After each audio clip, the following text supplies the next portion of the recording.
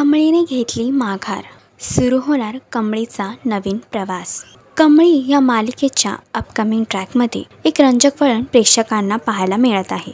नशिबाने कितीही मागं टाकलं तरी स्वप्नांच्या मागे धावणारी कमळी फार कमी वेळातच प्रेक्षकांची आवडीची मालिका बनलेली आहे। यातच आता आयुष्यात आलेल्या संकटामुळे तिच्या मनामध्ये आता खंतता वाढली आहे आणि त्यामुळेच कमळीने गावी जाण्याचा निर्णय घेतला आहे। पण पुन्हा एकदा कमळीच्या पुढे एक आव्हान उभं राहिलं आहे आणि ते म्हणजे कबड्डीच्या सामन्याचं।